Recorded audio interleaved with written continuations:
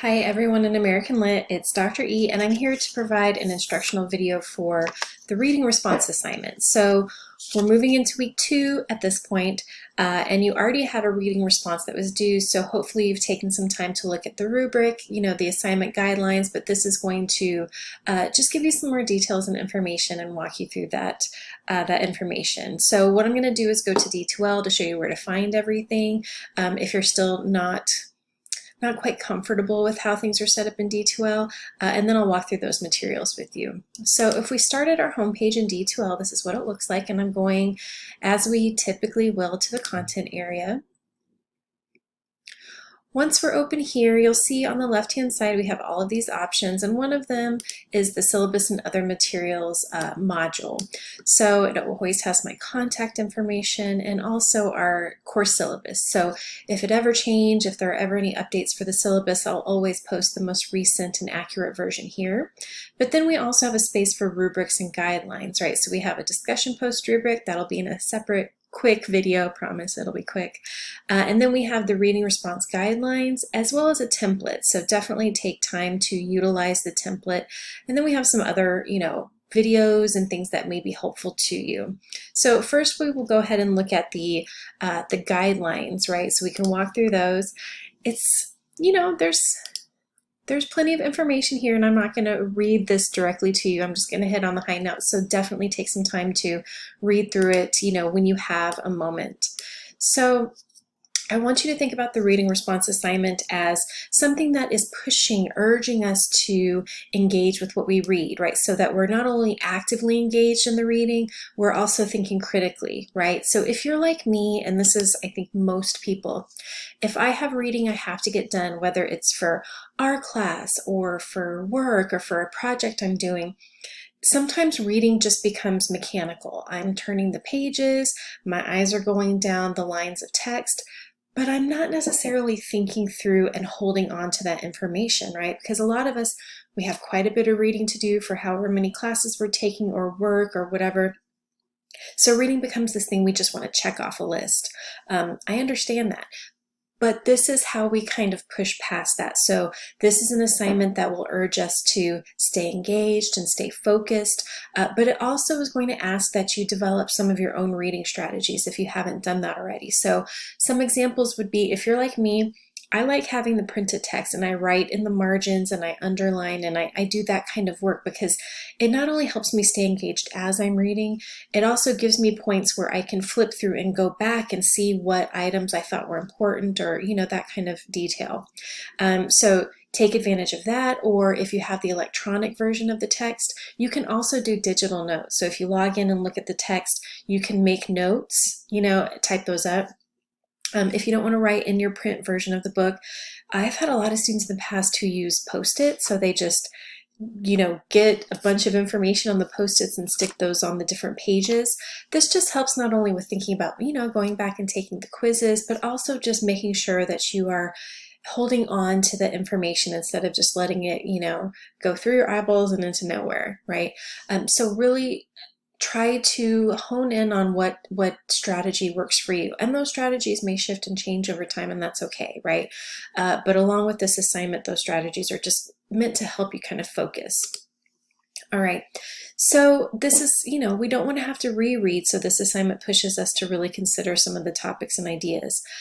Some of the readings in our text will be background, so, thinking about time periods or biographies, that really gives us some context to the things that we read, but much of what we read will be these primary texts, right? Those are the texts written during the time period we're studying, so up to 1865 in what is now the US, right? So this assignment is a way to collect our ideas, right? And think about what we mean when we say American literature. This is something that we'll improve upon every week. My expectations, especially for our first week, is I'm not looking for perfection. I'm looking to see that you read and that you worked through your ideas.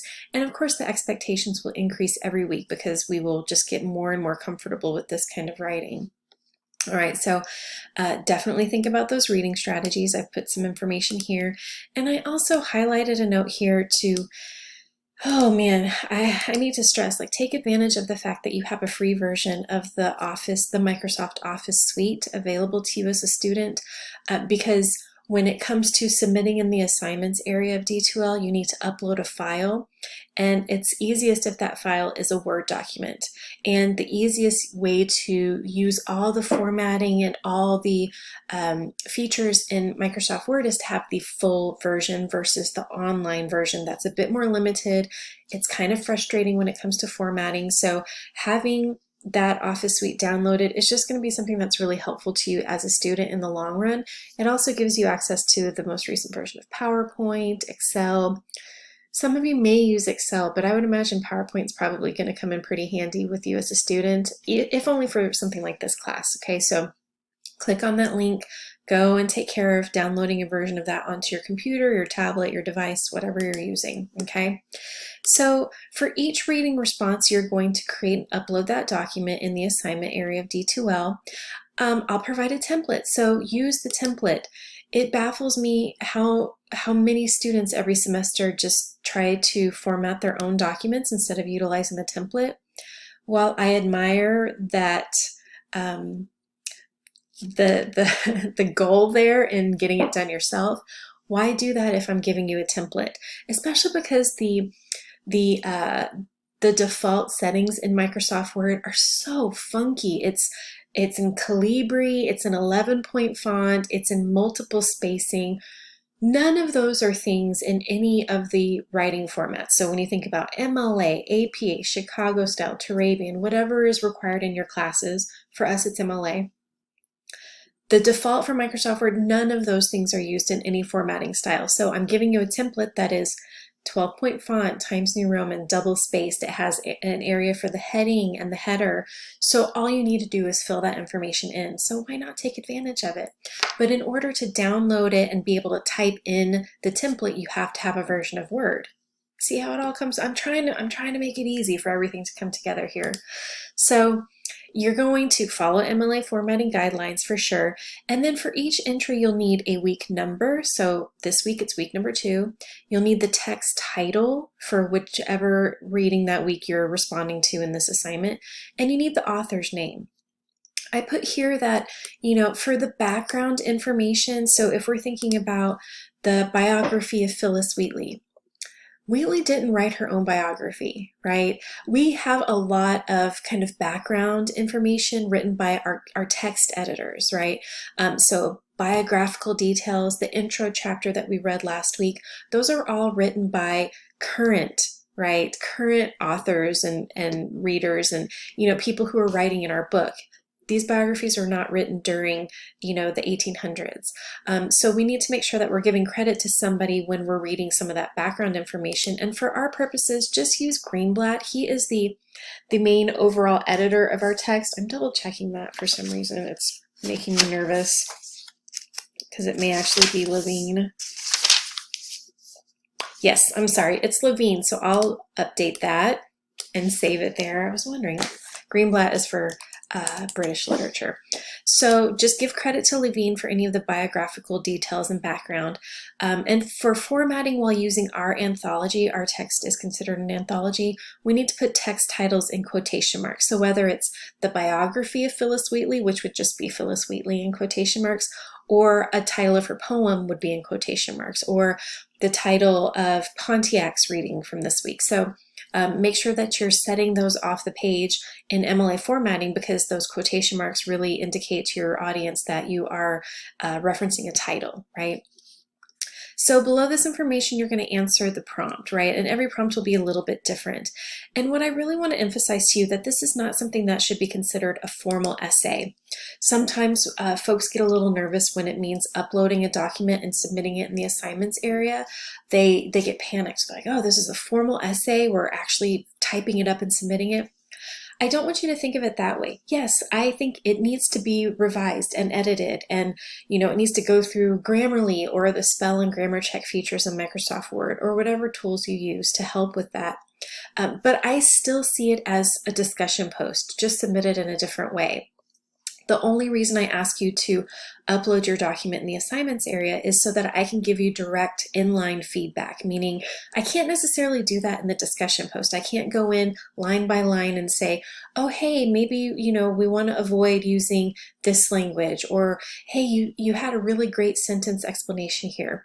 I can't do that in the discussion post, but I can do it when you upload a document. I can give you that feedback. So I don't want you to think of this as weekly essays, because often it's around the same length and kinds of requirements that would be there for a discussion post. Okay, so just don't be nervous about it. I mean, be nervous enough to revise, edit, and write well, but don't look at it as something that I'm going, this is a formal paper.